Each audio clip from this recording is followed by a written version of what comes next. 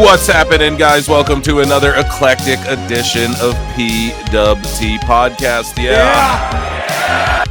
I am your host, the fanatical, the flagrant, the infallible Phil Marks, and joining me today is the electric, the eclectic, the evil Garden of Doom host, lingerer, Dose himself in the building. Evil Dose is here. How you doing, buddy?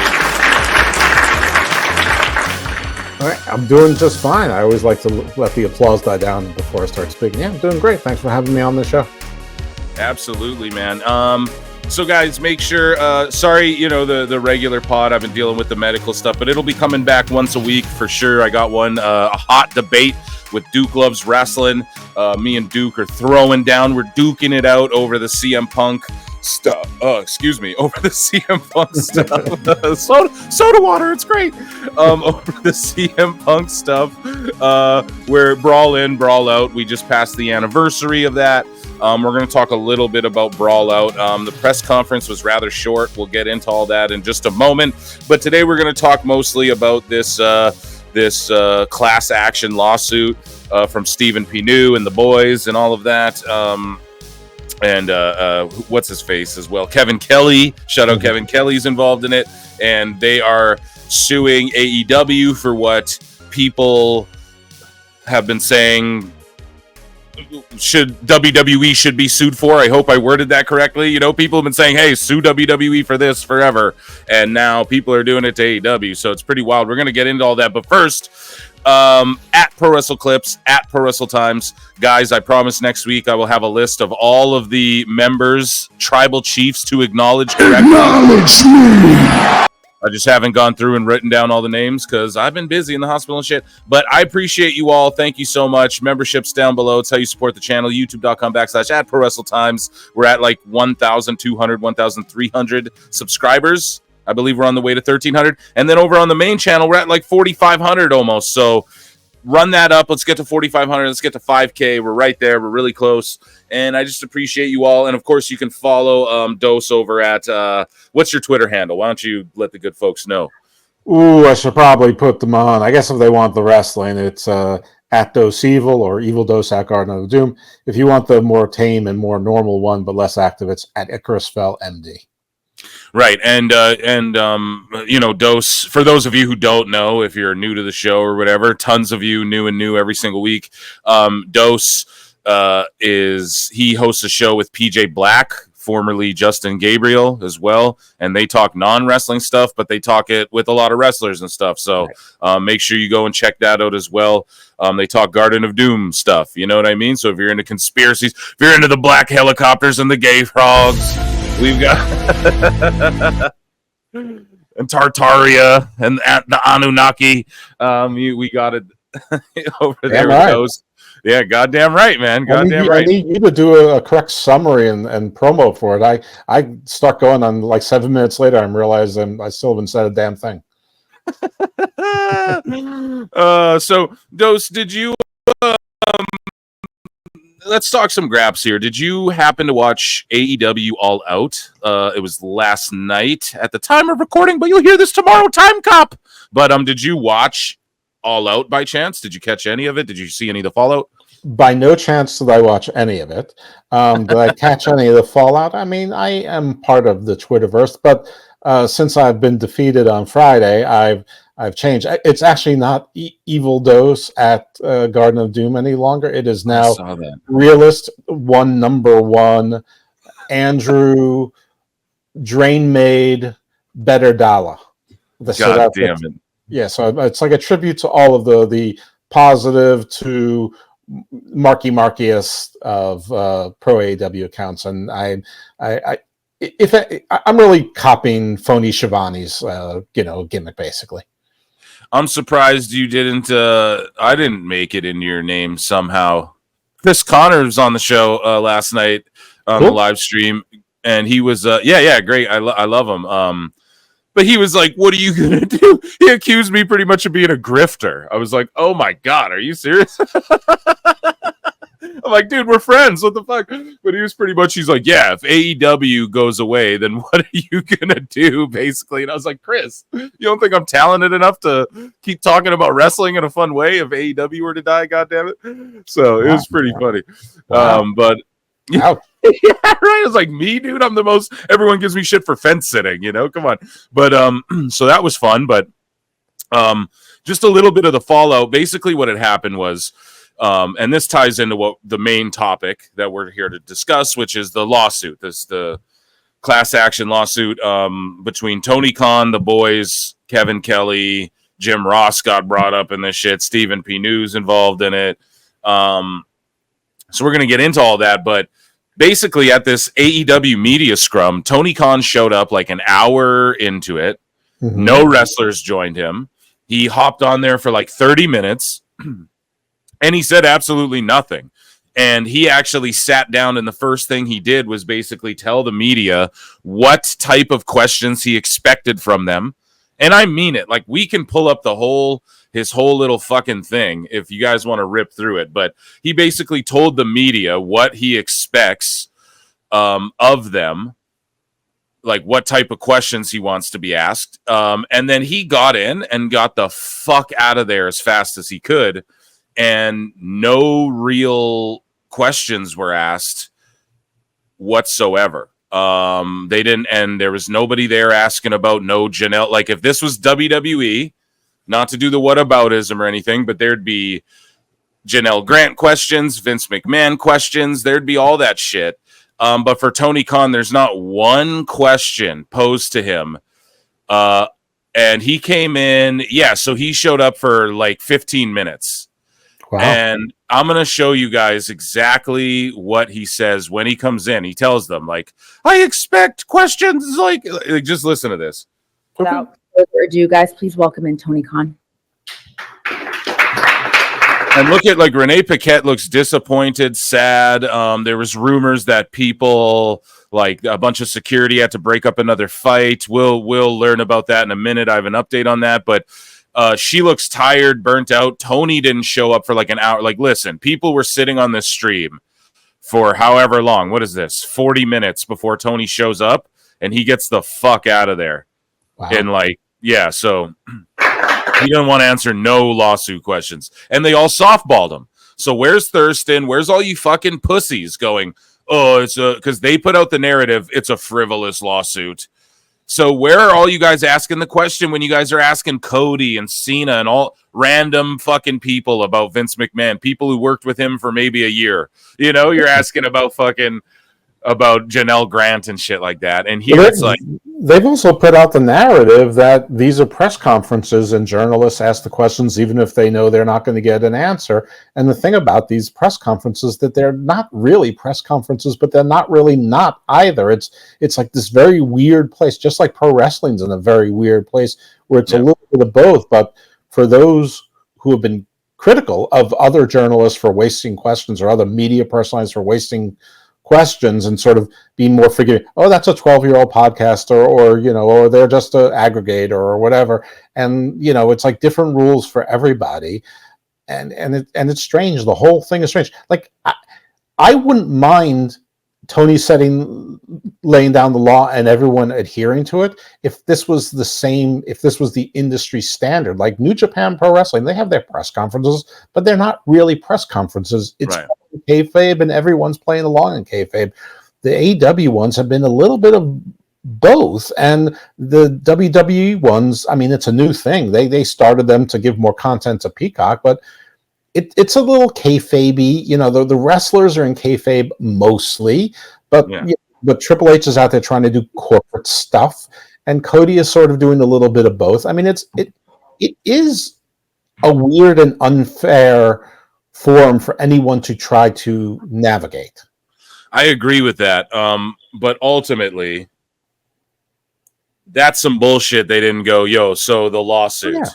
You know what I mean? And listen to what Tony tells them right at the beginning. This is so important. He can listen. The media show up and they're trying to do a gotcha on Triple H and WWE every time. Gotcha. They show up here and Tony Khan tells them what the fuck to do, like little lapdogs. But you are correct. This the same with the TV deal with AEW. It's so unique because it's not sports and it's not a scripted drama. You know, it's a mix of both. But we'll get into that later. But yeah, just watch what he says.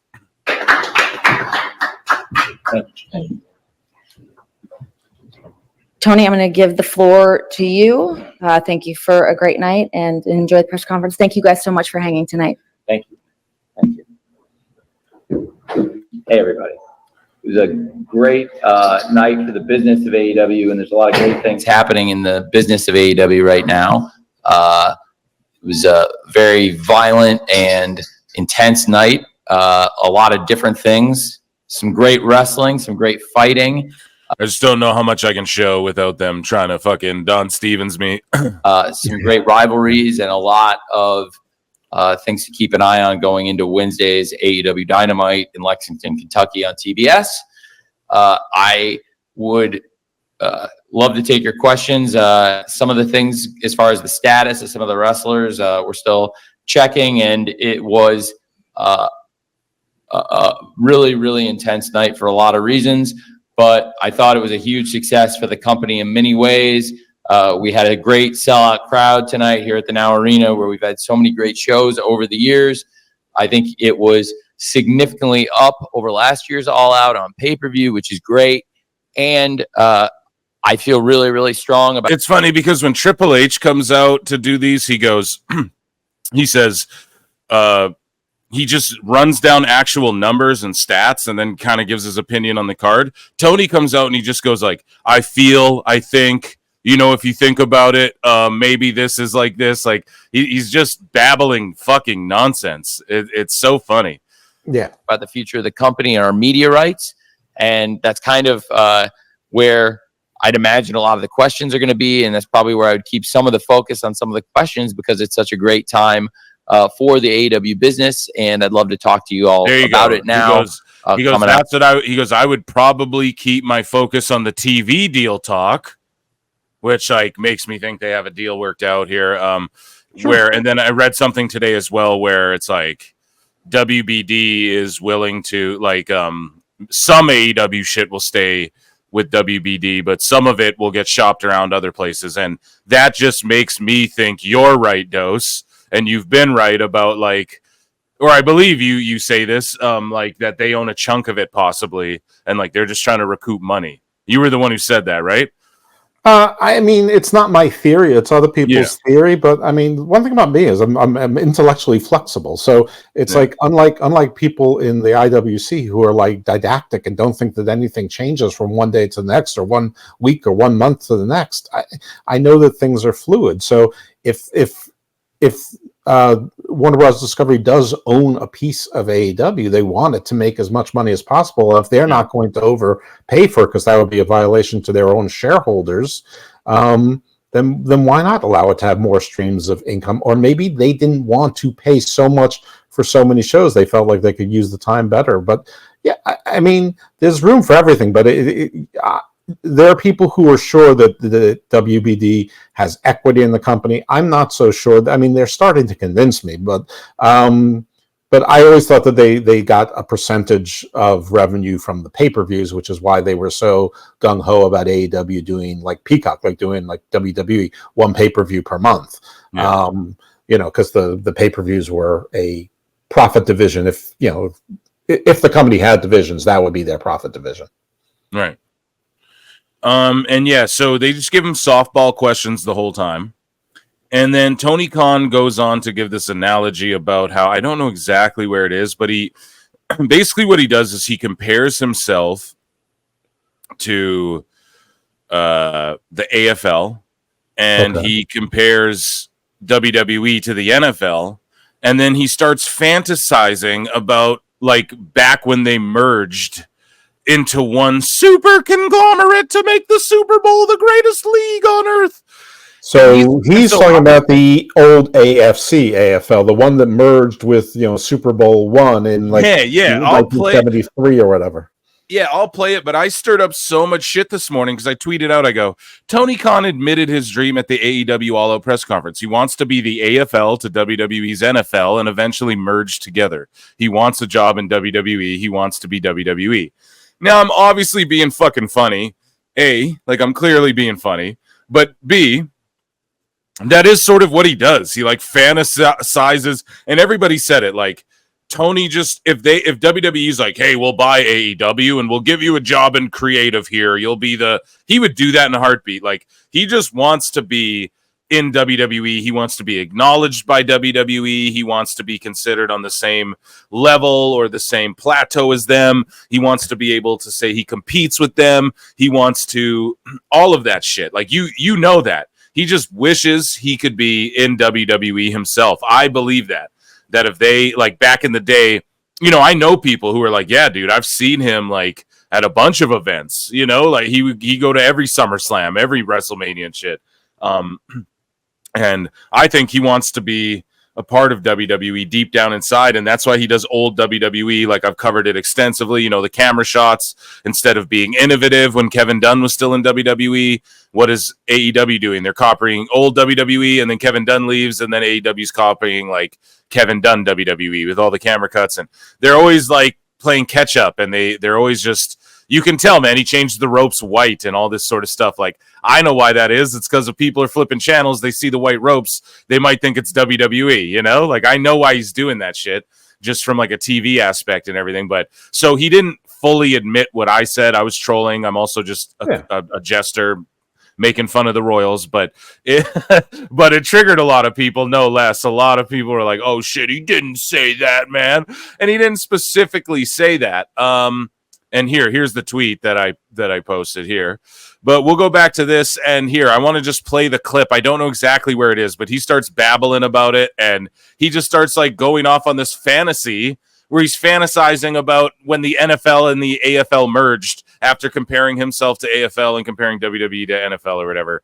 I don't know. It's the cutest, most adorable thing ever. I think it's something that the company has gotten better and better about. Fantastic show tonight. And I felt really thing since All In. I was wondering if there's any type of update on her. well. It was Oh yeah, he gets asked about Britt Baker, and they're like, "Is there any update on her?" And he's like, "Well, she was on All In, and tonight was a great show." You know, he just like moved on. Who's Britt Baker? Yeah, persona non grata, dude. I don't know who you're talking about. Who is this person? Gates, and we've become an international success story, and we're only continuing to build our worldwide business. I think it's an unprecedented success story.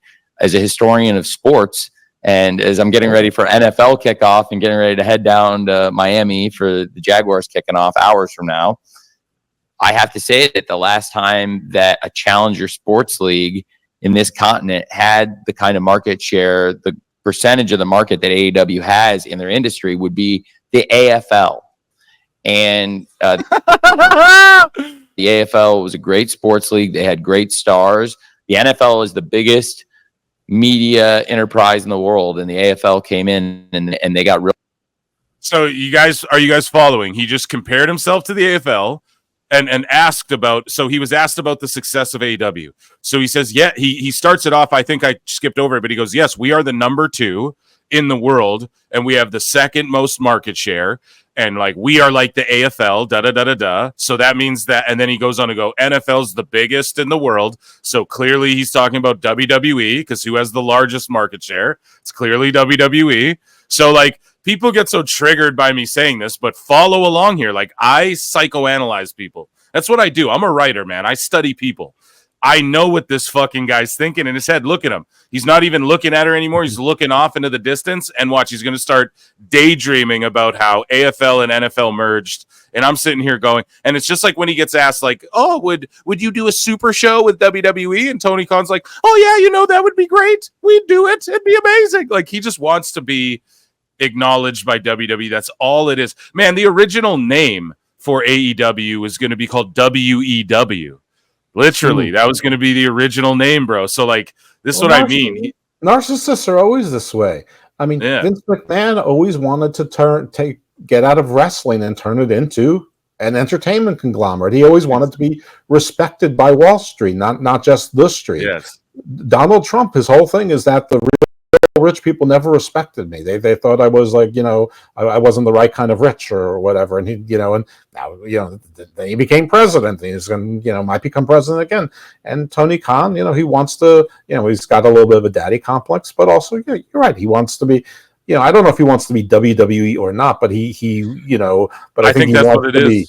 Well, I know. Yeah, I mean, you've said, but I think that at the very least, everyone can acknowledge he wants for AEW to be viewed at least as an equivalent to WWE and become a household name and say, look, I've made it. I've made it. And he's always trying to say, he's made certain things in history, and some of them are true, and some of them are sort of his own spin on things.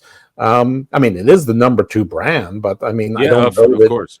Yeah, I don't know that any other challenger brand, forget about whether it's sports or not, but if any other challenger brand in wrestling has ever started out with somebody who's worth between $1 and $2 billion with a family that's worth another, 11 to $14 billion and has assets to borrow upon and get credit. But, that nevertheless, he is what he is and who he is. But yeah, he definitely wants the acceptance and the acclaim and he wants to get lauded by peers who he wants to be peers in wrestling, because most of the old heads in wrestling don't really seem to respect him very much. Exactly, dude. And to what you said, you brought up a good point there about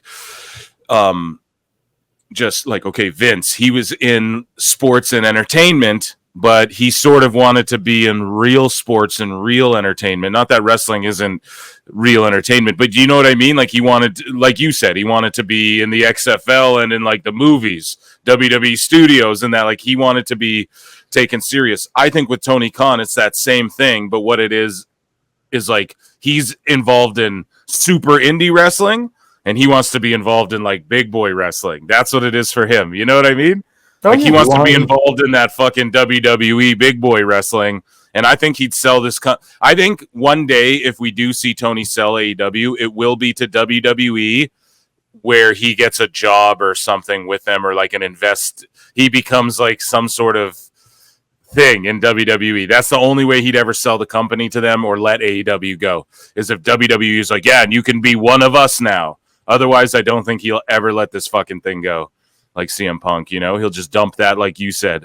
He's worth $2 billion, and his dad, let's say his dad passes. Don't wish that, but like, there you go. Tony's got $11 billion in the bank right there, or whatever, So it's not like AEW's going anywhere anytime soon. So, yeah, but we'll continue along. Here's his fantasy mark booking here about himself and WWE. Real market share, and of course, we all know they merged. It created the Super Bowl, the greatest game, the greatest entertainment property, and together the NFC and the AFC form the NFL, the greatest sport, the greatest media enterprise, and the greatest marketing machine in the world. So what he just did was say, yeah, like, one day, in order to become the biggest in the world, the AFC and the NFC had to merge to the NFL. So he's just sitting there saying, like, listen, I'm telling you right now, he's just babbling, and he's like fantasizing about merging WWE with AEW to make it the biggest in the world, because there's no other way AEW could do that, could become the biggest, unless they fucking were bought by WWE. So... And this is not to change your greater point, but I'm not, it really doesn't matter, but I'm not even sure that he's factually correct. I mean, I'm not sure. I don't know which is the oldest boxing federation, but I'm not sure. I mean, for a while there, I mean, I'm a little bit older than you, probably a lot older than you, but there was the WBA, the WBC, and the IBF. And it was, it was a big deal because at some point they were unified, and then it was a big deal because they weren't. And then Mike Tyson unified them all. And I think they've been unified basically ever since. Well, they added more too. There's like the ring heavyweight title and the WBO, and then they keep adding them too. So yeah, but the point being is, I'm not sure which one was first, but there was a certain point where all of them were looked at as almost co-equals. Yep. Or like WCW, WWE. They were fucking neck and neck, dude. They were definitely equal at one point.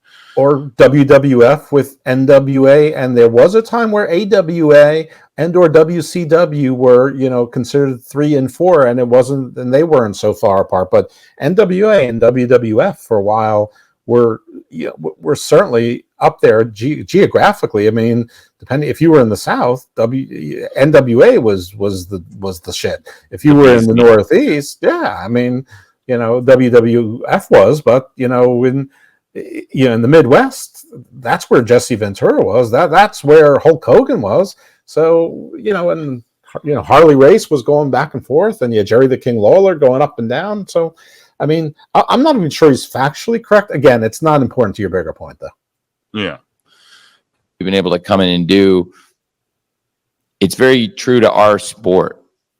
You can tell, I think, that the people who work here really love professional wrestling. It's something we really encourage, no matter what you do, whether you're a wrestler or whether you work in the production truck or whether you work around the ring, whatever you do in AEW. Yeah, we get the gist of it. So yeah, that's that's pretty much Tony Khan's little blibber blabber. That was all the keynotes. He got the fuck out of there real toot sweet.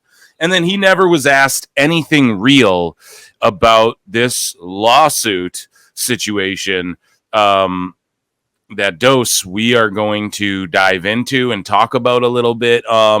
What do we divulge on air? Like, do we divulge who you spoke to a bit, or is that no? Or what are you comfortable talking about, I guess?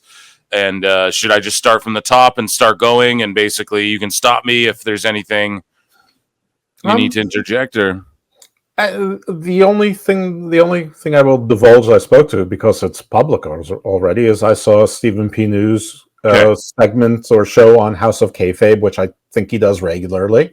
And I watched that. Beyond that, okay. So I thought maybe, I thought perhaps you were. I know, whatever. I'm not behind the scenes stuff, because that's all I'm going to divulge. I'm not going to divulge even if you get it right or wrong. I'm not going to confirm or deny. There you go. Else. Perfect. No, that's perfect. Yeah. Okay. That's basically what I was getting at there.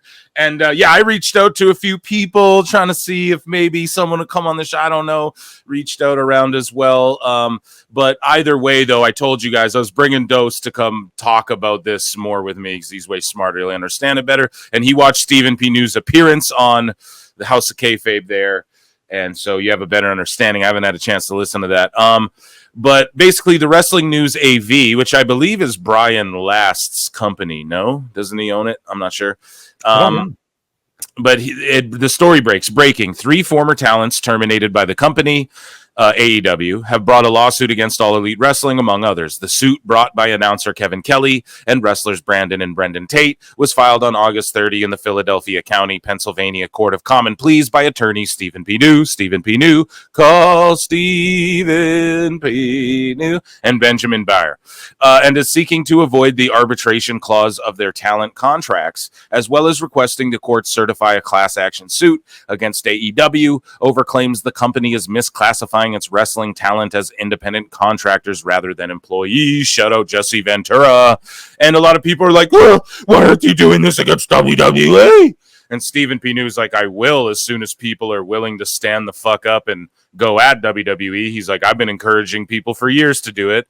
And a lot of wrestlers have tried. And, you see Jesse Ventura and the thermite paint is back. Jesse Ventura's back at WWE. I don't know if you saw it, but he's back and he tried to do it back in the day. You know what I mean? So this isn't like a new issue, but it's the fact people are willing to speak up against AEW now. Just to sort of recap with the boys situation, you guys know I've been talking to them behind the scenes.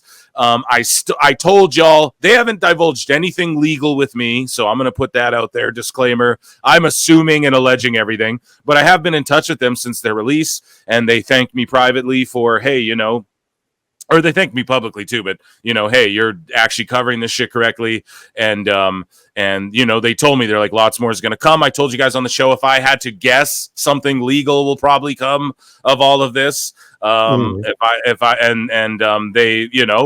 want to come on, and that's just based on the fact they want to come on the show, but they're like, oh, we can't. We're just sort of figuring things out. So they probably won't be on for a long time, but I'm Team Tate over here. People misunderstood that whole situation from them. Basically what happened with their whole travel situation was they never in their history of working for AEW ROH or Sinclair ROH ever had to fly out of Nashville. That's why they live in Knoxville. That's why there's a good handful of wrestlers that live around that area too, because I believe it's just good for travel and making towns or whatever. But they never, even from AEW, were never. This was a ever, friendly mayor. There you go. Yeah, Kane. You got Kane there. No, I mean it's yeah. good because some shows tape in Atlanta and Northern Florida, and then some other shows tape in Philadelphia and in Nashville, and Knoxville. And you're sort of in the middle of all of those. Exactly. So lots of wrestlers live around there. That's why there's been territories around there. So it makes sense. It's like a neutral place. They live there because they're able to use the Knoxville airport or whatever. I don't know if it's someone else, an American would have to break it down for me. I'm a Canuck, but yeah, it's easier for them to travel. Now, out of nowhere, after asking for a week, hey, are we going to be booked? Hey, are we going to be booked? Hey, are we needed this weekend? And then on like Thursday, I saw these texts, man. They kept getting told, we don't know yet. We don't know yet. We'll let you know. Like a day before, they get told, yes, we're going to need you this weekend. They get sent flight info. It's from Nashville, which is like 3 hours away from them. So then they message back and go, hey, is this a mistake? Like, we never have been flown out from Nashville. Like, is this some sort of mistake? Da-da-da. And the travel guy gets back and he's like, well, what's wrong with it? And they go, well, we've never flown out of there, like, in our entire history. Like, we just thought is this a mistake or whatever? And the guy gives them new flight. He goes, don't worry, I'll get you new flight info. They never received the new flight info, and then they missed the Nashville flight. And they even followed up like, hey, are we getting that new flight info? I seen all this with my own eyes, okay? Mm-hmm. And so they missed the flight or whatever. Yeah, but they didn't just no-show a fucking show. And then when they're like, hey, you guys missed the flight or whatever, and they went, yeah, we were waiting for the new flight information. Now, reminding you guys, there's two of these guys. They're twins. So there's two of them sending messages to these people. None of them are getting back to these guys, so like properly or professionally. And so they're like, well, no, rent a fucking car and go up to Nashville or whatever.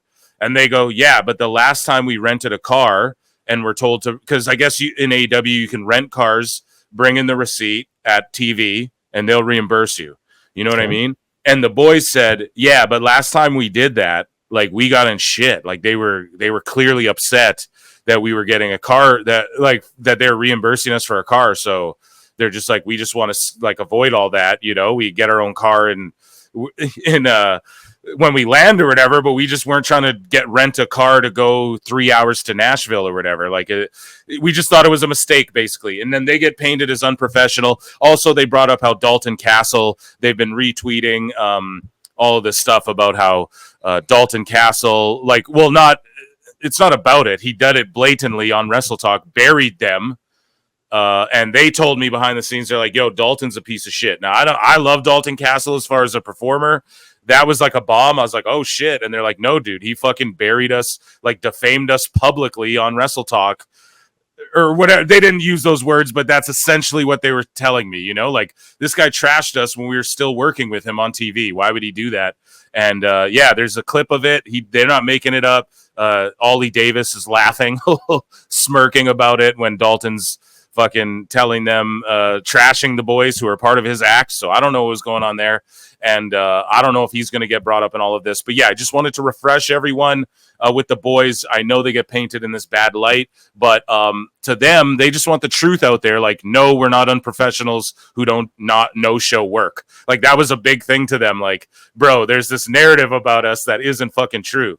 So when I heard they were a part of this, I was a little like, whoa, this is a huge like leap from, I thought maybe they were with Kevin, because Kevin got Kelly. If you guys don't remember, we covered it on the show. He went on Eric Bischoff and explained he's going to have to sue because he was defamed by Ian Riccaboni, who what had happened was Ian Riccaboni and Kevin Kelly are friends. They're in this New Japan Discord. I guess Kevin Kelly gave away tickets or went and saw this movie, The Sound of Silence, or what is it called? The Sound of Freedom, I think. The Sound of Freedom, thank you. I keep calling it The Sound of Silence. That's like a Christmas movie or something, right? It's a song, anyway. Okay, there you go. Yeah, it's not even a movie. The Sounds of Silence, Simon Garfunkel.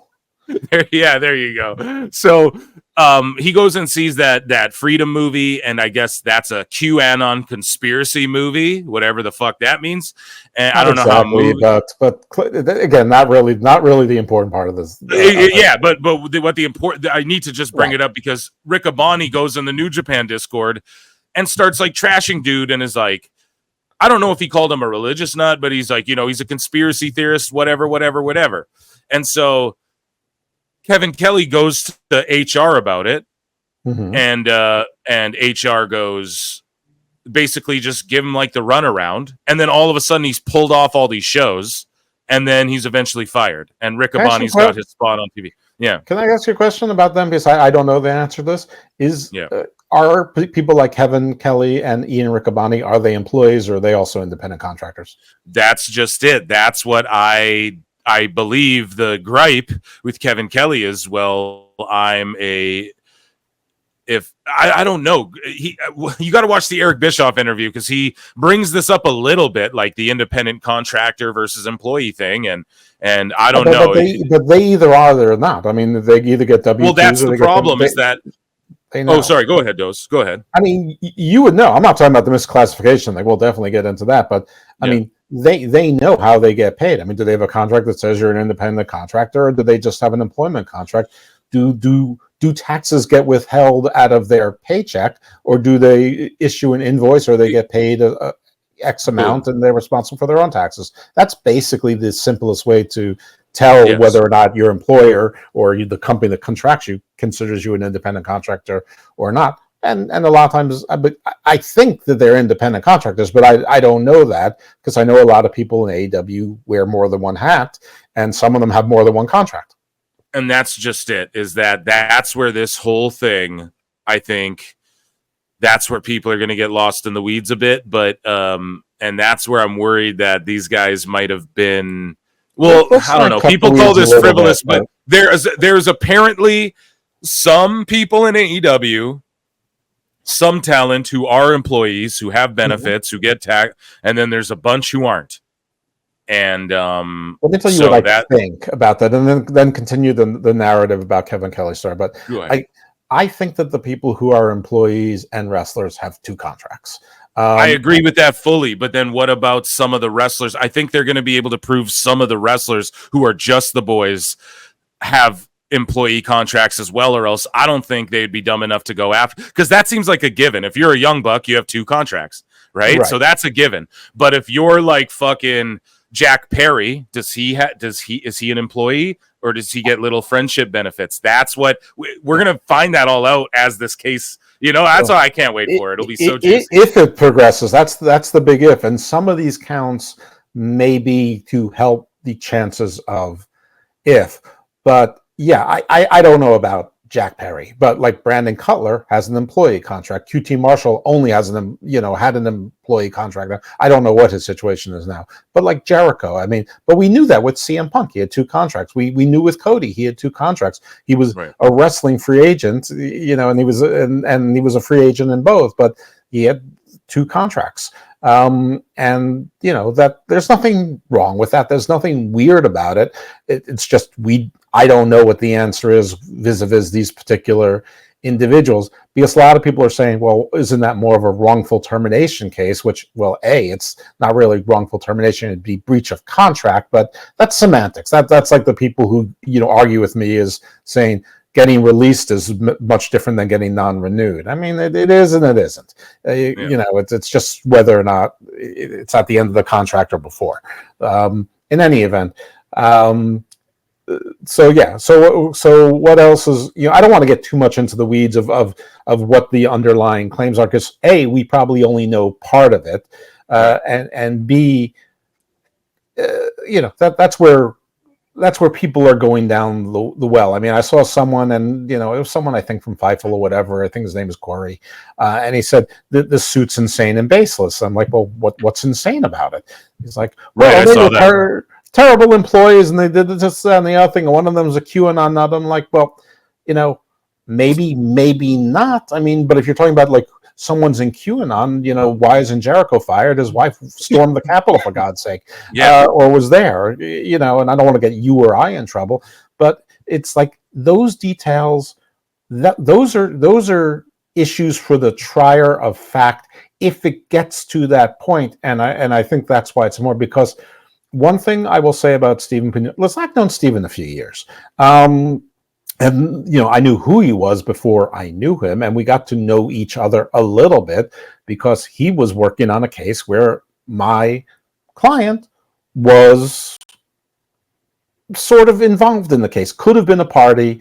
We worked it out that my client wasn't a party. They became a witness.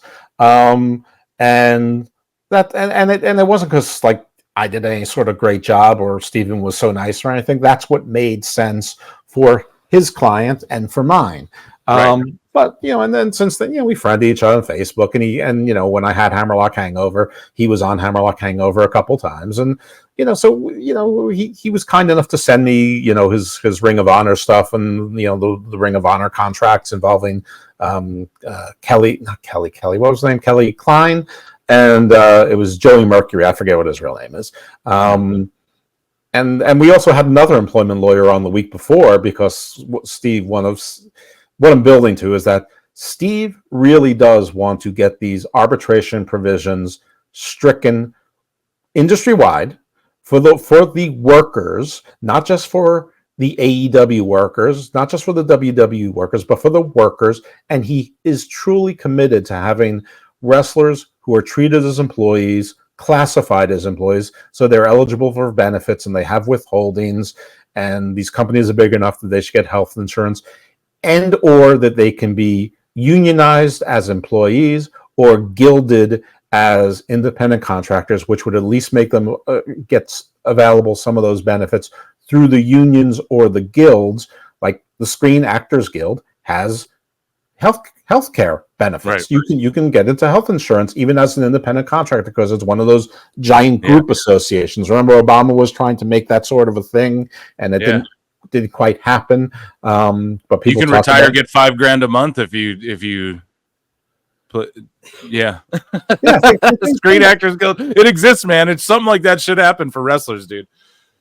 Yeah, right, but he is trying to do that, and he was even looking into it. And he might still be, and because few people that are smart, and he is smart, pick only one track. You try to go on multiple tracks, and you just hope that one gets you to where you want to go. But he was looking into making some sort of group employer association type thing for wrestling organizations, so that they could bundle together like a small business, association to get some of those. Because that was made into law that you could do that, and you as the association could then, representing whatever 200 businesses, could have the buying power of IBM or Walmart or whatever, and get insurance policy from big insurers at group rates with they couldn't disqualify you for pre-existing conditions, and even if you were over 50 you could get life insurance, and things like that. I'm not saying every little one of those details is correct, but he was looking into that, and might still be, and was looking into building a not-for-profit, which may or may not have been created, or may not still be on the drawing board, to do just that, to be sort of that association, to negotiate this. So he, whether you like Jim Cornette, whether you love AEW, whether you hate WWE, whether you love WWE, what he's trying to do is for the workers to make things better for them. Now, others can, in fair mind and in reasonable minds and with good arguments, make counter arguments why that maybe isn't good for the industry or blah blah blah. But that's not the purpose of this. All I'm trying to say is that this is his cause. He wants to make those things happen, and getting rid of the arbitration provisions and getting rid of the independent contractor classification in these big companies where they exercise undue control over you, and getting some sort of unionization and or guild opportunities, or the big association to get opportunities to get health insurance and life insurance and retirement plans. That's his big picture goal. So people like to make fun of him. He's Cornette's attorney, or what's her name, girl, saying with this song about him, which he liked, by the way. You don't have to love this suit to understand what he's trying to do is, truly is good intentioned. What he is a man on a mission. He really cares about the boys. You can tell. Yes, yes. And by the boys, you mean the workers, not just limited to these boys. Yeah, exactly. And he helped the dude with the Yeet case and all that. It's not like he's picking on AEW. He'll go against WWE. He helped make sure that guy who had the Yeet thing got his money, Oh, yeah, right. for the Jimmy or the Jey Uso thing Yeah, not he long worked with ago. And Francine on the Queen of Extreme Francine. I don't know what happened with that, but yeah. So it's not like he's just trying to do what's right, at the end of the day, like Francine should own that name and fucking if you trademark, we talked about it with the Cody lawsuit, that guy's suing him now. Well, it might be a breach of their goddamn agreement or whatever. So Cody's in the wrong, you just got to call it like it is. I'm sorry. It doesn't matter who owns American Nightmare. We all love Cody, but it's like, if he's in the wrong, he's in the wrong. So Stephen P. New, I do truly believe he just wants to do what is right. And this will be unprecedented, man. If let's say they go through with this and win against AEW or something, right? This could be kicked down a lot of doors for like all over the industry. But I think they know that AEW will just throw a shitload of money at this for this to go away. I think Tony Khan will just pay all these guys a bunch of money to fuck off and settle it. And then that'll be the last we hear from fucking Kevin Kelly for a while. You know what I mean? That's my opinion. Maybe. But here's the thing. I mean, yeah. Okay, so let's talk a little bit about the suit. The suit is filed in the Court of Common Pleas in Philadelphia County, Pennsylvania. Right. Apparently, Kevin lives in Pennsylvania. Ian Riccaboni lives in Philadelphia. Obviously, AEW does business there. The boys you just pointed out, they live in Tennessee. So first thing is jurisdiction. He didn't pick a federal court. Because, I mean, there is diversity of citizenship, but I wouldn't be surprised if his end game wasn't to have this removed to federal court. So I picked that. So first of all, basics of jurisdiction. Where something happens is almost always, I try to always stay away from using always or never, but is pretty much always good jurisdiction where something happens. And where a defendant lives or the defendant lives is almost always good jurisdiction. So in both cases, you've got Ian Riccaboni. AEW does business in Pennsylvania and Philadelphia. They've done shows there, blah, blah, blah. They're incorporated or they're organized in Delaware. They're headquartered in Florida. So, their jurisdiction's good on them everywhere. And as a plaintiff, you can choose. So the boys, they can choose to be outside of their jurisdiction if that's good jurisdiction for Kevin Kelly. So what are the counts? One is they're suing for what's called a putative class, which is basically a fancy way of saying there's a lot of people who have possibly been wronged here. So if we can form a class, my plaintiff, lead plaintiff, in this case, the lead plaintiff is Kevin Kelly for his class of employee, which I think that's why I asked you the question, because I'm not sure if Stephen P. New is differentiating between people who are independent contractors and people who are employees, or people who were commentators and everything not wrestler related, like refs, ring announcers, timekeepers, whatever. Kevin Kelly is that not typically talent? Not to interrupt, sorry. Is that not typically count as talent though? I don't know. I thought it was. I didn't doubt that until I heard him speak. So I'm not sure. That's why I thought Kevin Kelly might have an employment contract. Like maybe he had other jobs, like Tony Schiavone is like an EVP of talent relations. Right. JR, I think, is an EVP of talent relations. Stuff like that. And the boys are the putative lead class, lead classes for the wrestlers who, and also maybe independent contractors. The underlying counts. So he's suing for declaratory judgment. Declaratory judgment is asking the court to declare something. And that something is that the arbitration provisions are non-enforceable. Like I said, this is one of Stephen's things. Now, I can tell you, because it's public record, he failed on this in Maryland, in both state and federal court. Arbitration provisions are tough to overcome. So those of you who are mad at Stephen Panu, you better hope he's got a big theory, because this is the same thing that Janelle Grant is trying to overcome against Vince and WWE. So when you take sides just based on who your favorites are, you can make a hypocrite out of yourself. Dude, apparently Steven, to the evidence he's presenting, is like Meltzer, The Observer, fucking I don't know, dude. All I hope is that texts between Tony Khan and Dave Meltzer have to be brought to light or something. I don't know if that could ever happen. That, because that's later. That's not part of this yet. How counts work. Okay. So he wants to declare the arbitration provision unenforceable. That means it has to stay in court.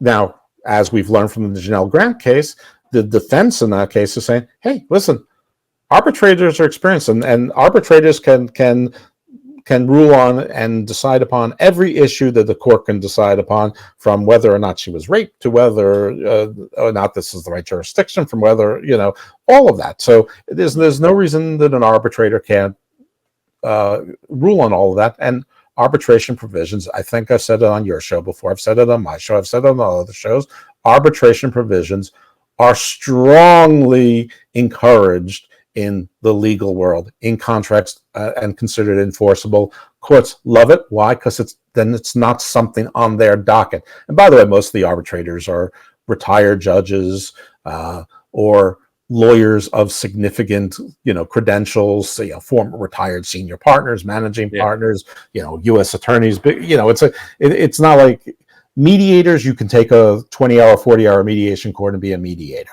Arbitration it's different. That's one thing he's trying to get declared. He is also trying to declare that these employees are misclassified as independent contractors when they should be employees. Right. Now, the IRS has a test. I think it's 17 prongs. Every state has a test, or most every state has a test, and you'll see they don't exactly match what the IRS is, and you can play a little fun game of cross-referencing with your state Department of Labor and the U.S. Department of Labor, or the IRS, and the independent contractor test. But basically what it boils down is the amount of control the company exercises over you versus the amount of freedom that you have. So, I've been arguing for years that WWE talent are absolutely employees. I mean, they're down to their social media is controlled. Yeah, without question. Yeah. And AEW in the beginning, to what I think was its credit, offered freedom. The wrestlers were doing all the indies. They keep their own IP. They keep their gimmicks. They can use their music, whatever the case might be. I mean, that's why AEW has such crappy merch, is because most of the talent owns their own stuff, and you don't want to make 200 different licensing agreements with the talent on splits and whatnot. I mean, so if Swerve is hot, maybe you do it with Swerve. MJF's hot, you do it with MJF. CM Punk was hot, you did it with MJF. I mean, CM Punk, but you don't waste time on. I don't want to pick on anyone, so I'm not going to pick on anyone. But the other 257 wrestlers who don't sell a whole lot of merch, So anyway, so there's that trying to make them classified as employees.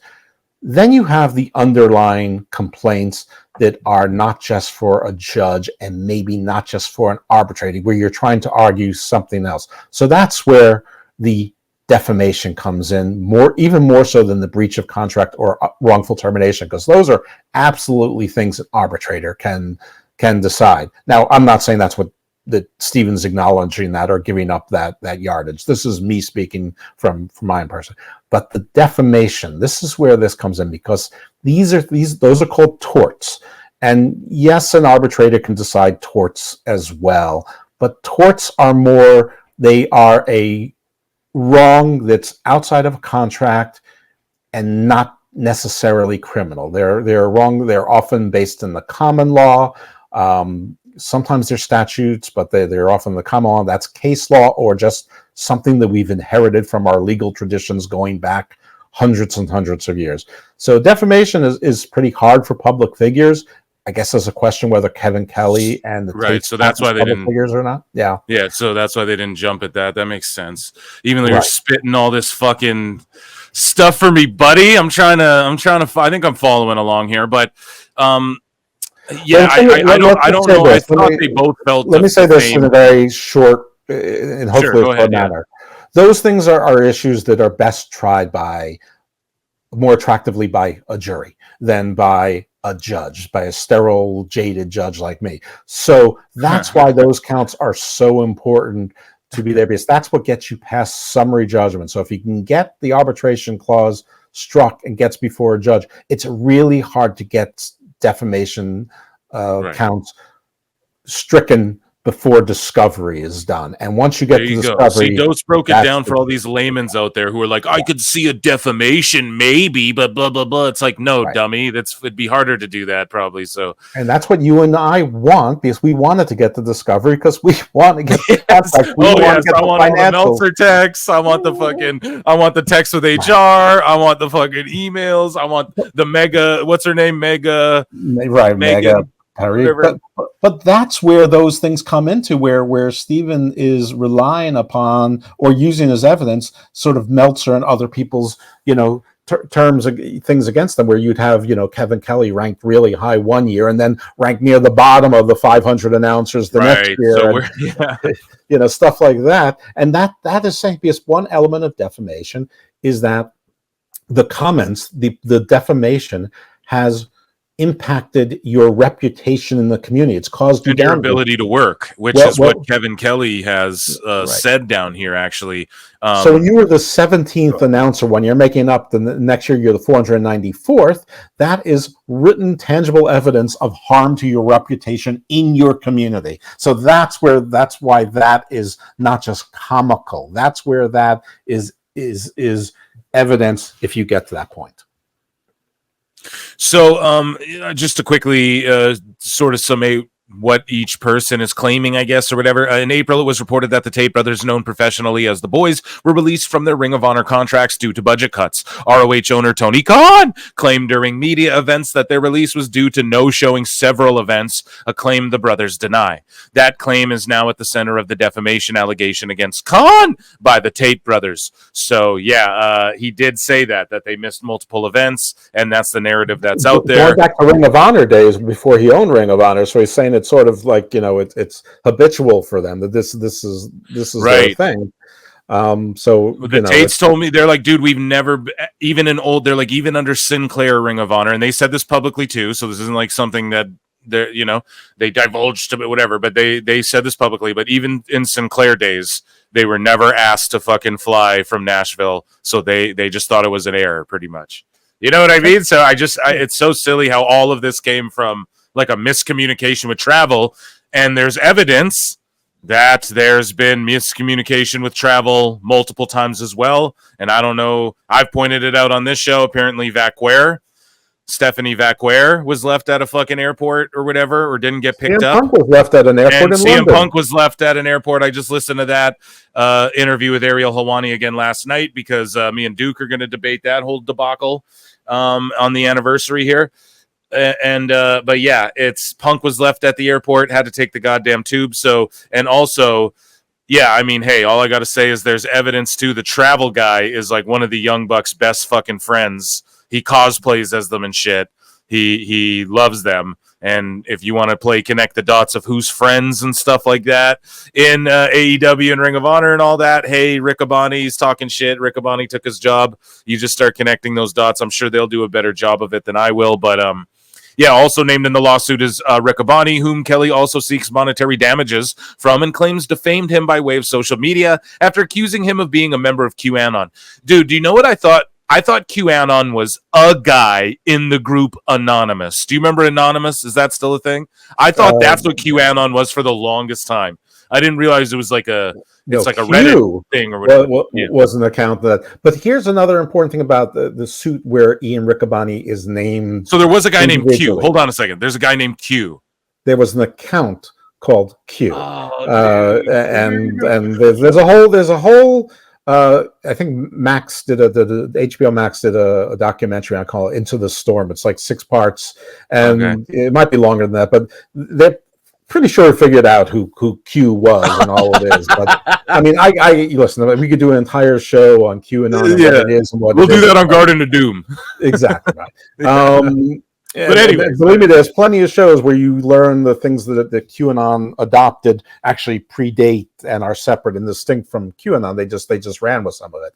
Anyway, the reason why suing Riccaboni is integral, because he's not really a deep pocket defendant, but he's not necessarily covered by any arbitration provision. He's not necessarily part of the am I an employee or am I an independent contractor. That's the case against Ian Riccaboni goes forward to court, and it's not in judicial economy to have two separate cases. So, Your Honor, don't enforce the arbitration provision. Let it all go before the Philadelphia court. Don't make part of this go to the arbitrator and part of it have to go to the court. And because all the defenses and the plaintiff's allegations and all the witnesses and all the discovery will have to be done twice then. So it's not in the interest of judicial economy. And so Riccaboni is almost like this anchor that's keeping the case in Philadelphia. That will at least be, I would assume that's part of the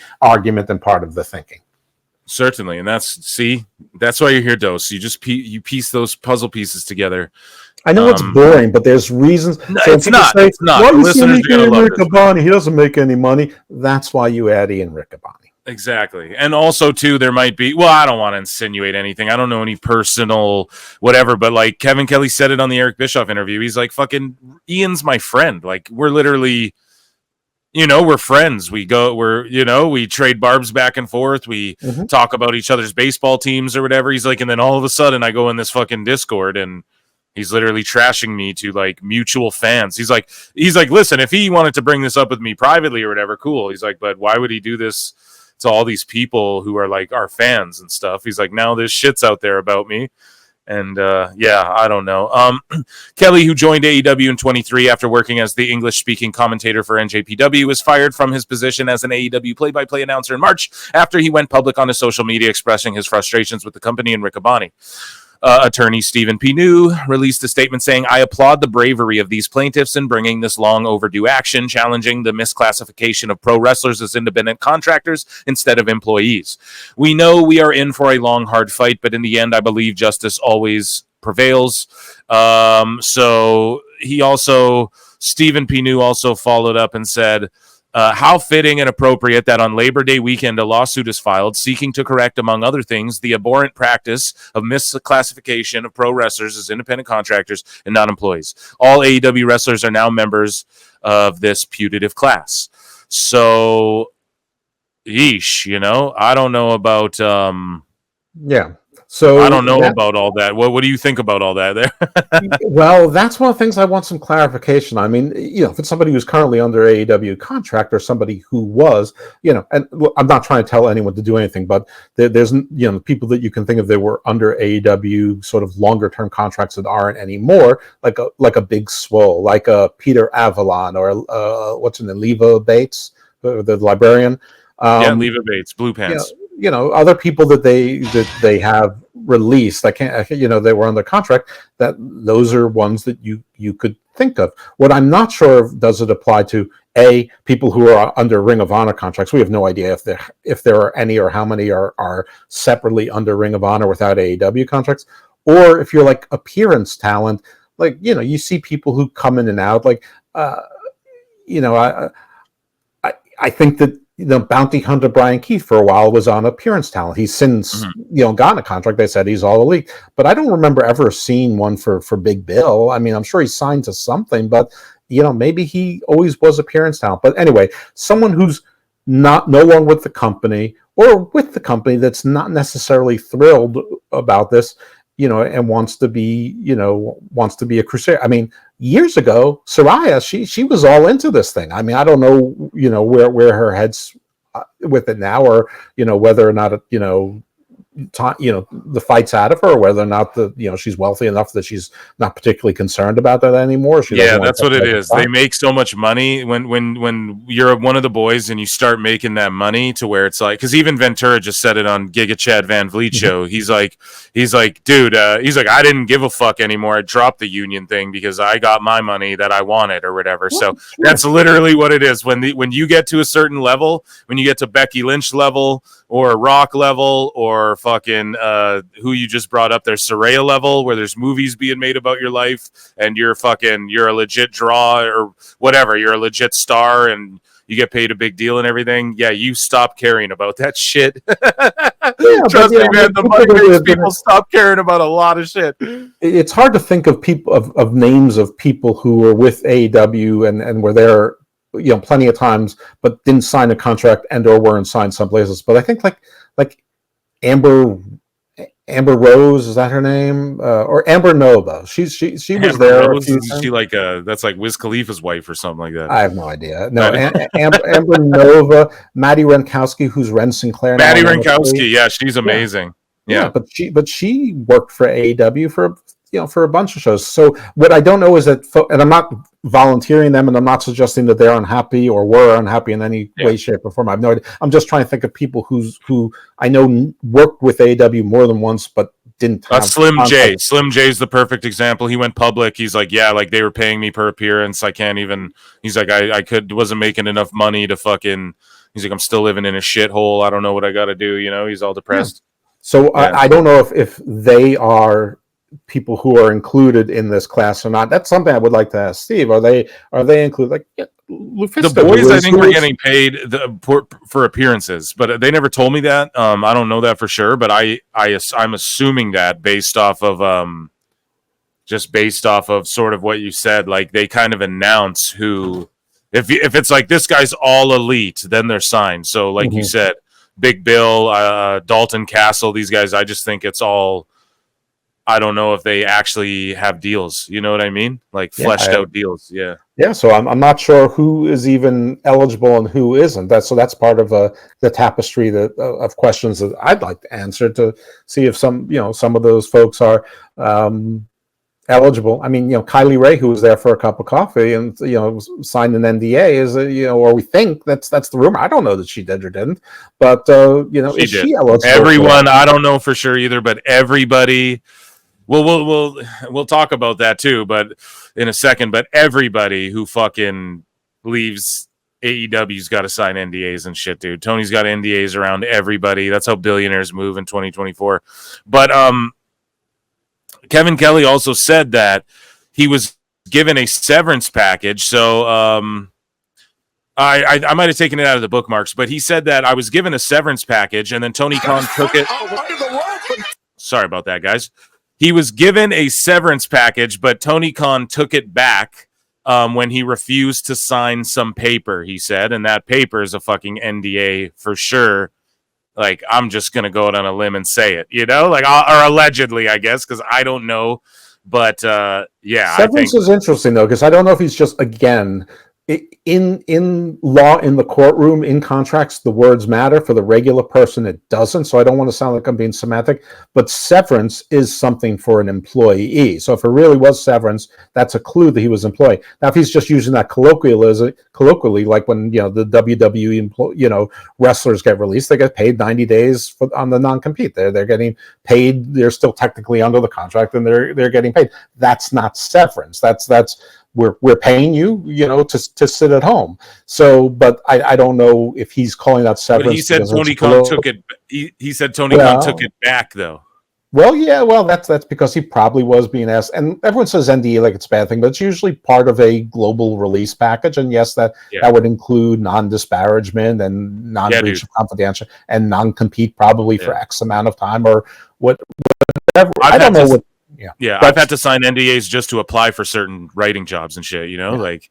Well, there's very different. Oh, of course, then naturally. Yeah. I tell people all the time that they need to do NDAs before they let somebody, work on their copywritten book or whatever. But anyway, the point is that severance. There's federal laws when it's severance. I mean, first of all, these kinds of agreements, you have 7 days to consider them, then you have 21 days to have an attorney look at them, and you can change your mind within 21 days. But you might have to give the money back, or you may forfeit the money, depending on. So there's certain federal rights, but they sort of work both ways, because there's no right to severance unless it's actually in your greater employment contract, which indicates one, that it's not in the greater employment contract, if in fact there is a greater employment contract. So, but again, I don't know if Kevin Kelly was just using severance because that's a term that everybody uses, or if it really was a severance package. But if it really was, that means he was an employee, not an independent contractor.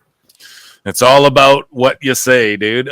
So lots of comments on our, this is at Real Kevin Kelly on X. Lots of comments on our lawsuit, and we will see what happens. I had hoped to settle this fairly and quietly with AEW, so he's down to get settled. Yeah, and they're not going to say anything else. Your friends, the Tates and Kevin Kelly, they're not going to say anything else. And by the way, if anyone is listening, if you are someone who thinks you are in the class or you're not sure, like you fit into one of the types of persons that I just mentioned before, don't say anything on X. Just contact Stephen Pinu's office. I'm sure one of the reasons he's not in contact with me or other people is because he's probably fielding tons of emails, texts, and calls from potential clients. People the more people who join this, the more likely it is to be certified as a class action. And most class actions, skip arbitration. Most class actions, it sort of escalates to the point where it must go to a court, and probably at that point a federal court, but not necessarily. But usually then it goes to a federal court, or you move it, because then you have diversity of citizenship, and the damages are higher, and it's just a whole different thing at that point. I want to see Dave Meltzer, Tony Khan text. That's all my fingers are crossed for, dude. No, I just hope, we all have a thing that we want to see the most, and that's fair enough. That's But yeah, so Kevin Kelly goes, and to my friend JR, this is not frivolous in the least. We look forward to what comes next. Thank you all very much. So good old JR, by God. And I don't know if I have a bookmarked here, but he said, well, it seems kind of frivolous, and Tony Khan's got deeper pockets than you. So you don't, and he wasn't saying it viciously, but he's like, they got deeper pockets. So this seems a little frivolous. And I don't know if you want to go to war with Tony Khan, dude. And deeper pockets doesn't make something frivolous. It may make it hard to do, but the frivolity is in the nature of the claim or not that you're going to have a hard path to hoe. I mean, listen, most quests are hard. You're going to fight a dragon. It's hard. And so, Tony Khan tweets out, he goes, I've just read Stephen P. News comments about JR's barbecue. I'm shocked and appalled by these comments on legend Jim Ross, part of AEW's foundation. Someone so important, from Minnie to Donald to Mickey to the beginning of AEW. And still right now today, AEW, JR, and I reserve all rights. See you tonight at #AllOut. Well, you know why that's important? Because that Tony Khan said that a lot of times, that they reserve all rights, and as far as we know, they've never pursued any of them, and probably rightfully so. But the defamation claims by Kevin Kelly and the Tates, defamation is tough. They're very hard. There's 5 elements, especially with, and one of them with public figures is actual malice. Well, what Tony right there is saying is, you might have just defamed me and Jim Ross, and we might decide to countersue you, Stephen Pinu, and now you're a defendant in the case, and maybe you can't be the lead plaintiff in this case, or maybe we'll just sue you in a separate case, and you'll have to invoke your malpractice or your libel insurance, or get your own lawyer. And instead of, listen, it's one thing if you agree to take on a contingency case and you agree to invest $75,000 into depositions and things like that, and taking a case forward. It's another thing if you have to invest, $200,000, $300,000, $400,000 to defend the case before appeals, and there's no hope of you getting that money back. I mean, your hope when you take a contingency case is that, especially a class action, is that when the class settles or whatnot, you get $323 million, and then the rest of the class gets another, $1.4 million divided amongst themselves. But you get a big chunk. You get your 20% or your 30% or your 40%.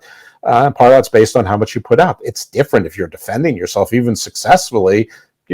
Sure, you defended yourself, but you're out that money, and then that's one of the things with Tony Khan is, or any wealthy person or entity, is they can appeal, and then they can appeal again, and probably it takes 13 years and $2.7 million to resolve one way or another, and you never recover that. So if you're suing on defamation, you got to be a little bit careful with what you say. Which is why I'm being more careful than I usually am today, even though we're not involved in this case. Nobody cares what I say. And like I don't know shit. I'm a dumb guy, and that's why Dose is here, because I'm fucking stupid. So he's explaining this to me so I can understand it. Guys, Tony Khan. So he's got okay, but anyways, and this is all public, folks. I'm just reading you what other people are saying publicly, so there ain't shit. You got me and Dose ain't gotta worry about nothing. But so pro wrestling counselor though pipes in. He responds to Tony Khan. How I don't know how has he not blocked this guy? I have no idea. But he goes, and this is Pro Wrestle Counselor goes, of course, you would be shocked and appalled by pro worker comments. You're a greedy billionaire, but you weren't shocked and appalled about the death threats he got from your freakazoids. You don't care about JR. You care about being liked by fat, smelly, sweaty incels. Oh, shit. So here's Stephen P. New, I believe. He says, I need to make a response. JR, Jim Ross called this lawsuit frivolous. Well, let me tell you something, Bula Bula. This is not a frivolous lawsuit, and this is wild. P. New goes, you're part of the problem. You, Jim Ross, are part of the problem because you fed the guys in WWE as talent relations these crap contracts for a quarter of a century. You told these guys that it was the take it or leave it deal. He should have said all this in court, dude. What the fuck? He's not in court yet, so. I know, dude. God damn, this would have been like a great speech, like to convince whoever you need to convince. But like, yeah, anyways, you told these guys that it was a take it or leave it deal and that they needed to sign these crap contracts that were contracts of adhesion that they should have never signed, or they should have lined the arbitration provisions out of. And then he goes on to say, so I'm shocked in the least that you go on Conrad Thompson's podcast and say that this is a frivolous lawsuit. I mean, lose it. I might lose it. But by God, it's not frivolous. I can tell you that Tony Khan's paid JR a lot of money to do nothing for about 5 years now. If I were Jim Ross and I were living at Jacksonville Beach and making a bunch of money to not do much at all, I'd probably come out and call Stephen P. New's lawsuit also. Everybody's got a price. Money. Just kidding. And then so Jim Ross goes on to, Jim Ross says, people said, so this is back when JR got, death threats about when he called the AEW title, the WWE title or whatever one time on TV.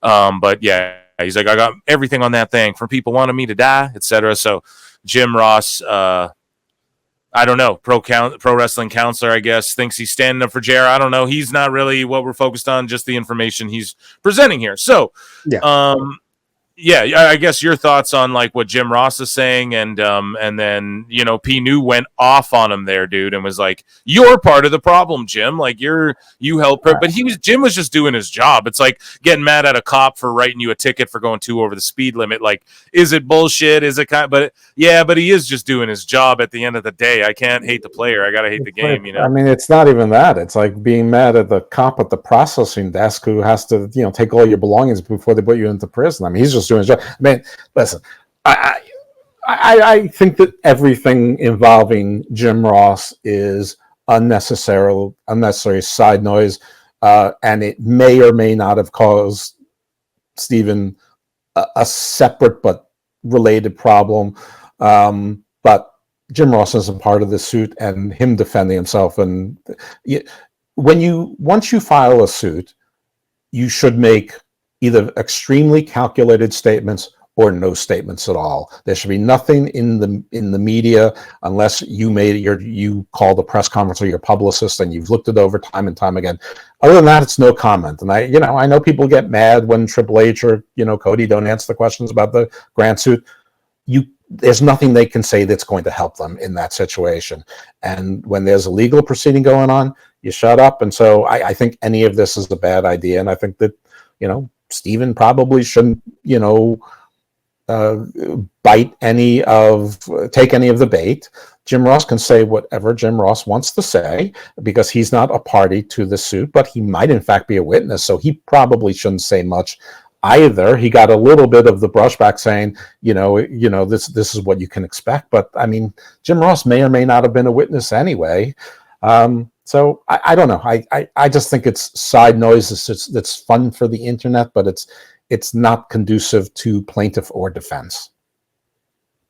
So Brad Shepard pipes in at Canceled Unleashed, and he goes, "It's especially interesting." Just a funny handle. "It's especially interesting that this lawsuit requests the court certify a class action lawsuit against AEW over claims the company is misclassifying its wrestling talent as independent contractors rather than employees. A class action lawsuit could force AEW co-owner CEO Tony Khan to reveal his true feelings on the rights and treatments of his contracted pro wrestlers." Well, we know because before AEW became a thing, which I'm sure this will be presented too, like when it was first starting, he was talking all that shit, healthcare, and then they didn't contact Punk. Like there's proof of that.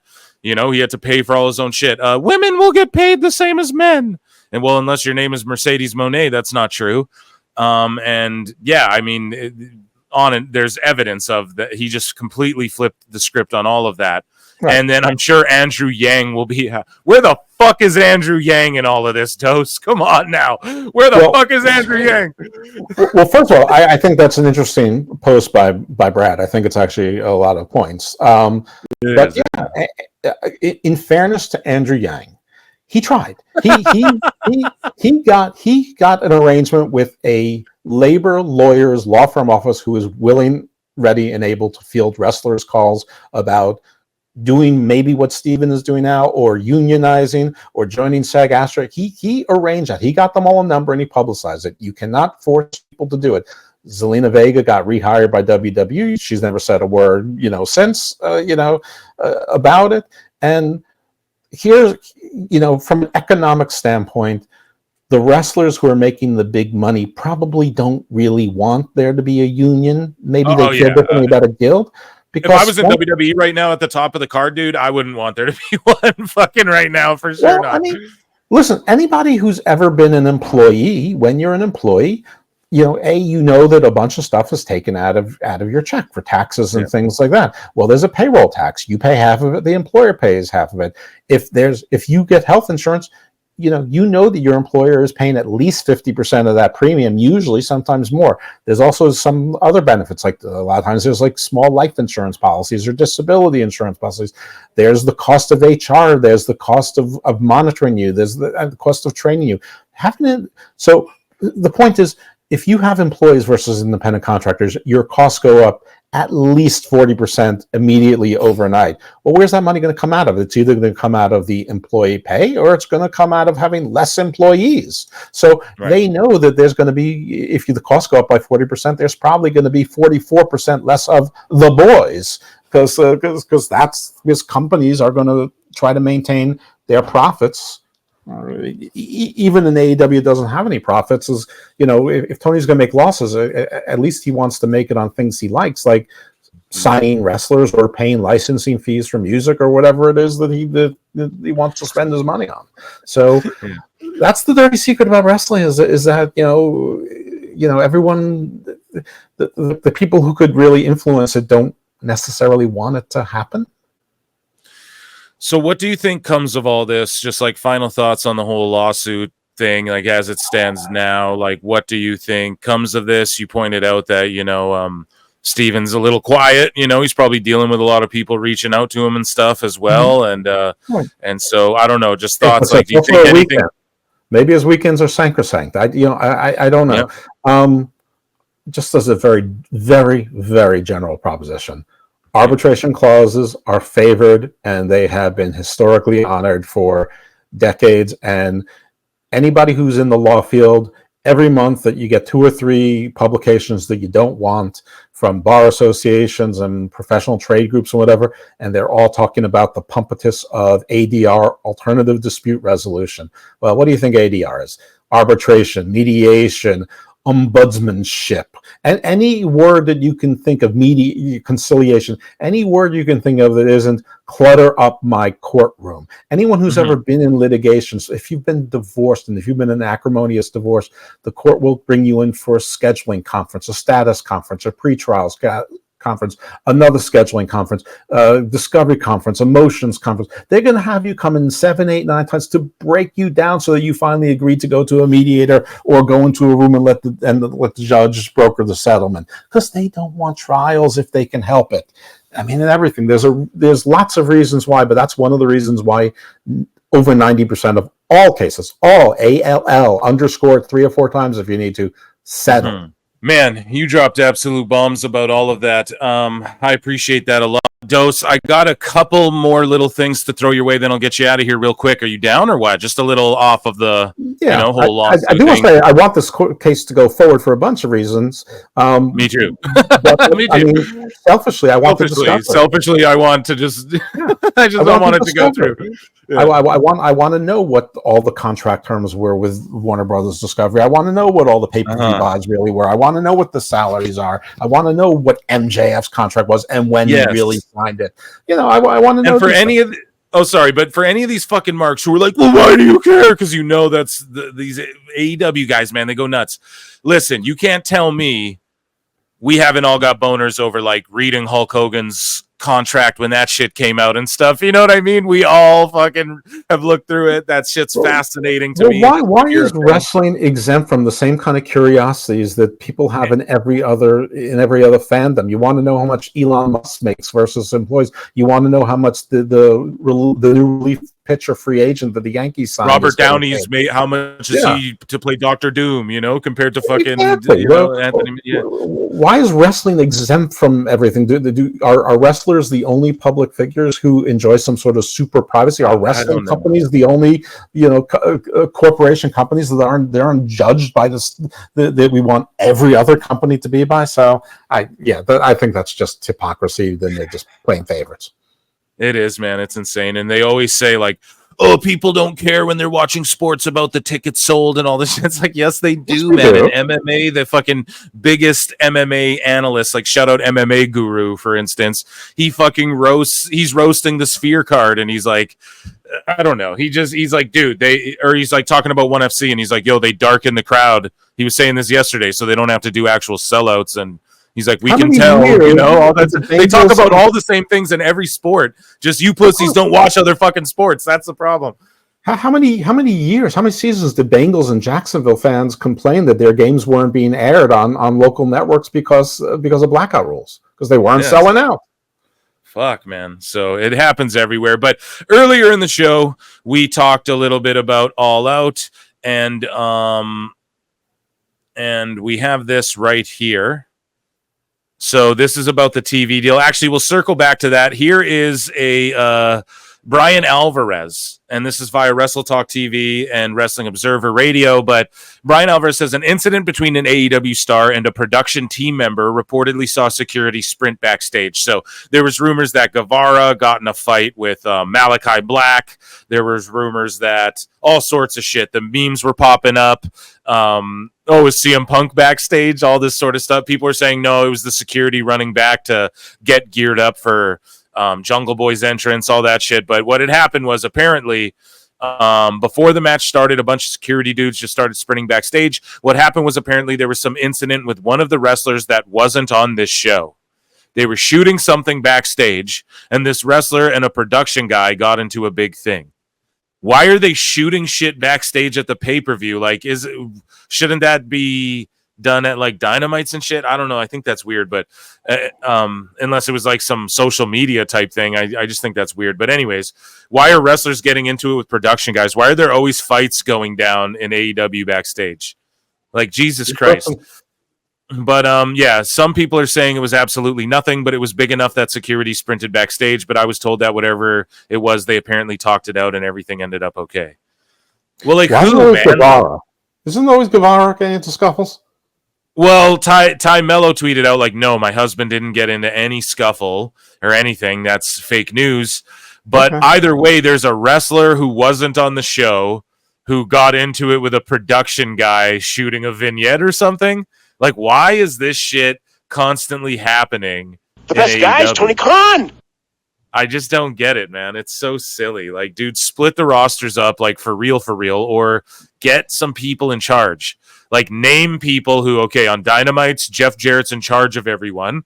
the buck stops with him, you know? And if he doesn't know, the buck stops with me. Okay, on this show, Danielson's in charge of everyone. On this show, Shivani's in charge of everyone. Boom. Or JR or whatever the fuck. You just have to do that and then say, okay, I'll do the creative. They're in charge of the fucking shows, though. I work with them for each show, but the buck stops, the town, whatever. And I'm never in favor of putting wrestlers in charge of other wrestlers either. I just think that never works well. And that's what this could be too. Like someone in production, who knows? Was it Chris Daniels? We don't fucking know, man. But goddamn, there's just egos flaring. Shit's going on. Watch the rumors will start. It was Ricky Starks or some shit. You know what No, he was at the theaters during All Out or All In or whatever he's tweeting. But yeah, I don't know, man. Just your thoughts. More backstage bullshit in AEW. Yeah, I don't know about it. I mean, honestly, my first reaction when I was reading about it on the Twitters is that it was a work shoot. That they were probably doing an angle that was going to where Shane McMahon was going to come in with Marina Shafir, Jessamine Duke, and Ronda Rousey, and join John Moxley as sort of like a takeover kind of thing, and that the security was going in there because it was like the NWO was coming in. Then I heard the same thing that Guevara and Malachi Black got into a scuffle. What a bad choice that would be to pick the guy who's like a shoot like kickboxing. Yeah, he's fucking legit kickboxer, man. But I don't know. I don't have enough facts. I mean, it's listen, Ty Mello saying something doesn't convince me one way or another, but I really do want to try not to prejudge things because I have no idea. I don't know if it was a work shoot or not. And if it was a work shoot, I just hope that they had enough other security that maybe were plain clothes or nearby in case it was necessary. But if it was real, yeah, you're absolutely right. But I mean, that's one of the hazards you have of having, a lot of high blood, sort of a freewheeling atmosphere backstage and booking so many people, and maybe not everyone's being used, and maybe they didn't know they were being used and they had to come all the way to Chicago and they're a little frustrated about it, and maybe the reimbursement from AEW isn't as seamless, or maybe you can rely on it but it takes net 30 and you didn't really feel like spending $1,700 to fly to Chicago, rent a car, and stay overnight in a 4-star hotel or a 3-star hotel. I don't know. I have no idea what it is or isn't. I'm sure enough rumors and smoke will come out, and then eventually somebody will get the real story. But if it is sort of more of the same, shame on them for not figuring out a way to clean this up well before now. Well, speaking of Wrestling Observer Radio, it's time for a very quick Dave Meltzer dumb moment of the week. Okay. So Dave Meltzer via Wrestling Observer Radio talks about the TV deal. Again, circling back, we talked about this a little bit earlier, and I know you're like, I'm done talking about it, but we'll just final thoughts as we go into, we're in the end zone apparently for the last month or whatever. So hopefully maybe after this, maybe this fucking after this pod, they do announce something every time I have you on. I get your last thoughts on basically what you think is going to happen here. Dave Meltzer via Wrestling Observer Radio on AEW's negotiations with other TV networks, saying that they might not have exclusivity with WBD. Actually, there, are negotiations, that, going on, when it, comes, Tony Khan to outside of WBD. There's stuff that will go on WBD. There's stuff that is being negotiated for outside of WBD. See, I told you, motherfuckers. I don't know where the status of those deals are, but it does not look necessarily like an exclusive deal with WBD. And then we have, of course, Ryan Frederick, who, I don't know, people point out as one of the many Shillingtons, but Ryan Frederick says, I don't know when this was. This was fucking yesterday. Yeah, he goes, the deal is already signed. It's just awaiting announcement. And then this guy goes, nobody's doubting AEW signed the deal. And then this Ryan Frederick goes, you literally tweeted for hours ago that because of leadership change, an AEW renewal may not happen. The deal has been signed and done for a few days now. And then Tony Khan goes on record at the press conference, and I didn't play this chunk because I wanted to save it for now. They ask him about if he's got a deal or whatever. That's true for a very long time, and I believe it. I have not put pen to paper. I'm still working on things. It's an exciting time without getting too specific. That's true for. And they ask him so he said, I didn't put pen to paper. He could be lying, but they asked him the probability. They're like, Tony, a probability of a deal gets announced in the next month in the next like month, bro. And he goes 90%. So I don't know. I'll just hand it off to you, Dose. What do you make of it all? What do you think of it all? And yeah. I mean, I don't know either. And so, listen, I'm usually the cynic or the skeptic. So I want to sort of turn off that. I mean, I'll say this one thing: diversity is a good idea. Putting all of your eggs in the WBD basket was always a bad idea. And so if he didn't put pen to paper because there's a third party contract involved, I mean, that's great. I just don't know why that would preclude you from signing with WBD if you're waiting to sign with someone else. So I don't know if it's like a subsidiary, maybe some streaming service they have an interest in. I know they filed for Shockwave, which, the speculation is that's yet another, AEW / Ring of Honor TV show with undoubtedly more titles. I don't know. I mean, at this point, I've said it before, especially more recently, because, everyone takes every tweet you do and they look at that one and only that one and the one that they like the least or the one they like the most. They don't look at everything else. And it's hard, I'm not a certified premium account. I'm limited to the 240 characters, whatever. And although it seems like it, I don't actually live on X. So, there's often hours that go before I do anything, or I have like 5 minutes and I'm not like really fully flushing things out. But negotiations are fluid, and but if WBD wanted to cancel them, they could have canceled them at any time. So the longer it went on, one, their leverage is growing, and two, it shows indication that they don't want to cancel them. And they are the only network that already has 5 primetime hours a week already slotted for AEW programming. I'm sure they could fill it with other things.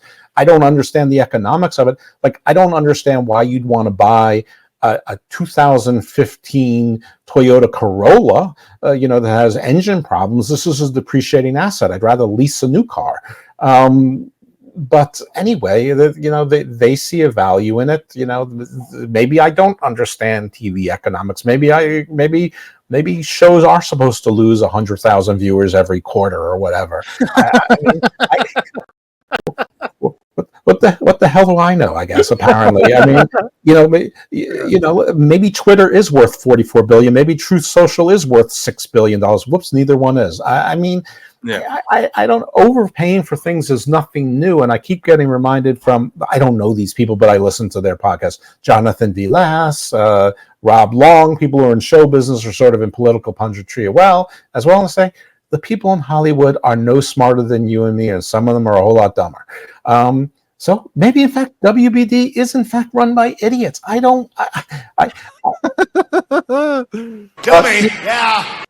None of us know what it will take to make this company profitable, because all of their books are closed to us. We don't know what their losses were for the past 5 years or gains. The initial investment, we were told $100 million. Do we rely on that? Yes. Do we actually know? No, we don't actually know. It's just that number was bandied about before there were reasons to lie. So, I mean, so anyway, the truth is, I don't know. But yes, I believe that there is a deal. I believe that a deal is probably signed with Warner Bros. Discovery. I assume that whatever this other deal is with this third party, it's part of a cross promotion, and that third party might very well be Max. I mean, these places, they are separate incorporations. They're subsidiaries. Some of them are wholly owned subsidiaries, but they are separate corporations with their own presidents. And by the way, Max International. We all learned about a month and a half ago. Max in France has AEW programming on it. Max in the US doesn't. People just assumed it was going to be populated on the Max anytime now, but no, it wasn't. Max in France is different. The Disney Channel Disney in Indonesia, Malaysia, has WWE. Disney Channel doesn't have WWE here. Right, yeah. TNT in Britain was running WWE. They didn't run AEW. So it's the same with like movies. Yeah, like you go to a certain place, it's distributed by Warner Bros. You come to North America, it's distributed by Universal or whatever. It's exactly. They're separate companies. The world is a whole lot more complicated than you think, and that's why people like me and people far smarter than me exist in my profession. So this is a very long way of saying I don't know, but yeah, I think it's done. A lot of people speculate it's going to be announced at the 5-year anniversary. That seems like a pretty good, time to do something like that. That's a sort of a big date. It'll just be interesting to see if there's still over 600,000 viewers by that time. Because remember, way back when, 3 ownership groups ago. Back when it was just Warner Brothers, not Warner Brothers Discovery, they were happy with anything over 500,000. Well, so who said that? Who said that too? Because I bring that up because I remember that was just common knowledge, and then everybody challenges me. They're like, "Well, who said that? Where does that number come from?" Meltzer. There you go. So Meltzer himself said, "Well, they just want 500,000." So that's what happens if by January 3rd they're now at 497 and then 467. This is what I don't understand. I don't understand people. I do understand people wanting 900, 800, 700,000 person show, maybe 6. I just don't understand someone wanting a show where it keeps going down and the secondary shows either. Yeah. I just don't get that. I don't see the, or like put it on streaming or like your YouTube channel for internet marks, because they're watching it. Like if they'll watch it on YouTube, just fucking put AEW on YouTube and have I don't know, like figure out, like I'm not saying it's valueless, but they got to figure out, like, okay, if they start running smaller buildings, they start putting better shows together, etc. Fucking bowling and cornhole and rodeo can be on ESPN3 and ESPN2. There's a value for pro wrestling that can get. That's what I'm saying, man. 300 to 700,000. Yeah. If TNA survived like we'll end it on this. If TNA survived like a prehistoric cockroach for as long as it fucking has and made its way to Pop Network and all this shit, Tony and his billions and the billions he has access to will never see AEW die. It will always exist in some form or fashion unless WWE buys it. That's my prediction, because then that's his dream. That's his fantasy, is to merge it all together. Or unless enough information becomes public that it hurts his ego so badly that he takes his ball and goes home. That's the one. That's why I love the Discovery so much. But whatever. Well, Dose, I want to thank you for doing this, man. We just threw it together last second, and I appreciate you so much that we were able to do. You were able to come on, and we were able to do this, because this has been piquing my interest quite a bit, especially after nobody asked Tony Khan shit about the lawsuit, you fucking shills, at the All Out Media Scrum. But I want to thank you for being here. You can find Dose over at Evil Dose on X, and of course his Garden of Doom. You can find him in the Garden of Doom. You can find me in the Upside Down and over at Pro Wrestle Times, at Pro Wrestle Clips as well on YouTube. Round of applause for our guests today and the listeners. Thank you all so much for being here. Dose, you want to tell the good folks anything before we get out of here? Yeah, if you want to follow me on regular X, it's at Icarus Fell MD. If you do want to follow me for the wrestling one, I'm playing a character now. It's at Dose Evil. And Garden of Doom is my podcast. There's 3 titles: Garden of Doom, Garden Views, and GOD Presents Book of Black. Garden of Doom is, as Phil said, occult, esoteric, cryptid, ufology, pop culture, things that I'm curious in: history, alternate history, archaeology, anthropology, and science fiction. Garden of Doom Presents, or GOD Presents Book of Black, is the same thing, except with my co-host PJ Black, formerly known as Justin Gabriel, and we talk to people in and around wrestling about it. So we've had Damian Sandow, Aaron, is Aaron Idol. Tyrus has been on, Jimmy Jacobs was on. We just recorded today with Mr. Thomas from MLW. We hope to record Renee Michelle this week. George Iceman from TNA is one. Super Panda. This other guy is only known as Raider. That's not even his real wrestling name, because he's a high-ranking Freemason. But you're right. Things like the Anunnaki and the Matrix and all of that stuff comes up. Garden View, red pill, blue pill, black helicopters. You find Evil Dose in the Garden of Doom. Right. You find Garden View is similar, things, except less spectacular, but still things of broad-based interest: legal, business, science. history, realpolitik, some pop culture, but it's again more, if you're not that interested in like the History Channel After Dark, but you want an interesting variety show. So anyway, just give it a try. I guarantee if you peruse the catalog, there's going to be things that you're going to find that you're interested in, and maybe it'll allow you to get rid of 7 or 8 podcasts and you can just adopt this one. Hell yeah. Dose, you're the man. Listeners, you're the men and women, and I've been Phil Marks, and yeah, like I said, Upside Down, Stranger Things.